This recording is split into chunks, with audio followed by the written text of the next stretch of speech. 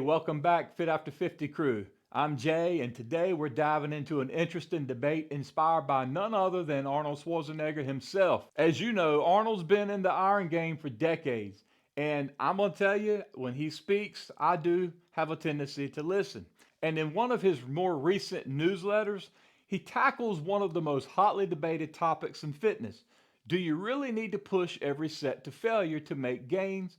Or could this actually be holding you back? Let's break down what Arnold and science have to say, and let me also hear from you on this topic because it is a widely debated workout topic. So do me a favor and tell me and tell the rest of the audience your thoughts on lifting to failure. And do you think it's actually necessary? When we say training to failure, what we mean is pushing a set until you literally cannot complete another rep with good form. It's that all out moment where your muscles feel like they're hitting a wall. Most of you have been there. You know what I'm talking about. But Arnold has a perspective on this, and so does 55 other analysts and studies that have come out. So they are suggesting that training near failure can actually be just as effective as going to all out failure. So, for all of us working toward either strength or muscle growth, let's explore the nuances of what this research means for our different goals. First, there's training to failure versus training to near failure. So, if you're after strength gains, here's some good news for all of you. According to this research that has come out and has been coming out the last few years, you do not need to max out every single set. Studies are now showing that leaving a few reps in the tank still allows you to get stronger. In fact, going to absolute failure on each set could actually be causing you some unnecessary fatigue, and this is going to cause you to have a decline in your strength gains. So you don't want to get the fatigue and never get the benefits of boosting your strength. Now, this might be especially important for those of us in our 50s and older who want to keep progressing without wearing ourselves out, or more importantly, risking injury. Second is muscle growth. Do we go near but not quite to failure? Now, if your goal is muscle growth, training close to failure does seem to be the key. The closer you get to those last few challenging reps, the more you tap into muscle growth. But here's the twist on all of that. You don't have to hit that all out failure point where you can't lift another rep on every set that you do, or even the majority of the sets that you do. In fact, pushing too hard to failure can cause unnecessary muscle damage, which means more recovery time. And what that means is potentially less progress week to week. So, what Arnold advises is this.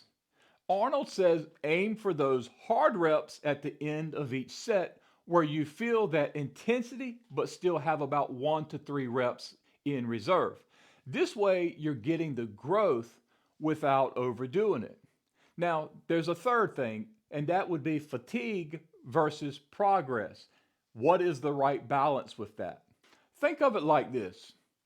Growth is a balance between intensity and recovery. If you're pushing every set to total failure, you might be building fatigue more than you're building muscle. So instead of chasing failure on every set or the majority of sets, try measuring your intensity with reps in reserve.